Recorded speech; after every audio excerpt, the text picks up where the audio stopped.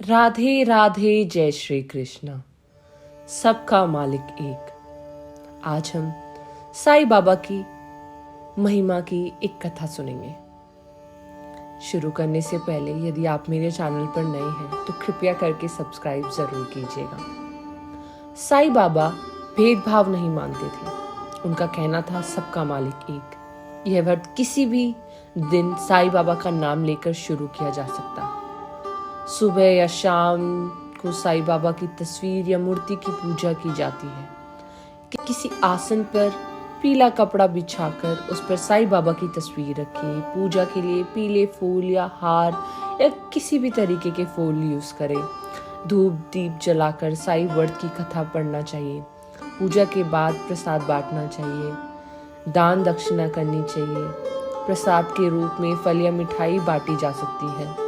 शिरडी के साईं बाबा के व्रत की संख्या 9 हो जाने पर अंतिम व्रत के दिन 5 गरीब व्यक्तियों को भोजन कराना चाहिए और दान करना चाहिए। इस तरह इस व्रत का समापन होना चाहिए।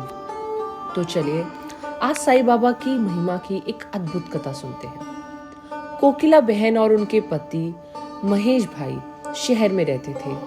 दोनों में एक दूसरे के प्रति प्रेम भाव था, परंतु महेश भाई का स्वभाव झगड़ालू था। दूसरी तरफ कोकिला बहन बहुत ही धार्मिक स्त्री थी, भगवान पर विश्वास रखती। धीरे धीरे उनके पति का काम ठप हो गया। कुछ भी कमाई नहीं होती थी। महेश भाई अब दिन भर घर पर ही रहते और अब उन्होंने गलत राह पकड़ ली। अब उनका स्वभाव पहले से भी अधिक चिड़चिड़ा हो गया। एक दिन दोपहर को एक वृद्ध महाराज दरवाजे पर आकर खड़े हो गए। चेहरे पर गजब का तेज था और आकर उन्होंने दाल चावल की मांग की। कोकिला बहन ने दाल चावल दिए और दोनों हाथों से उस वृद्ध बाबा को नमस्कार किया और कहा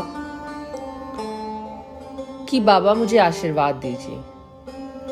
वृद्ध बाबा ने कहा साईं सुखी रहे।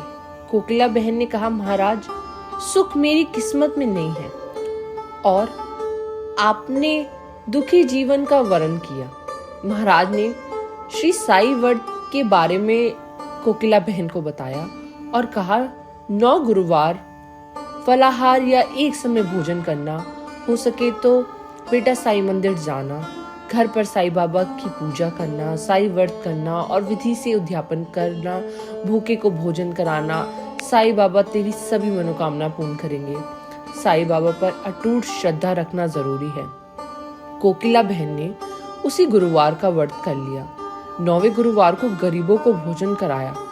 उनके घर में कलेश दूर हो गए। घर में बहुत ही सुख शांति हो गई। महेश भाई का स्वभाव ही बदल गया। उनका रोजगार फिर से चालू हो गया। थोड़े से ही समय में सब सुखी सुखी हो गया। दोनों पति पत्नी सुखी जीवन बिताने लगे। ऐसे कई अद्भुत चमत्कार है जो साईं बाबा ने किए हैं। सबका मालिक एक।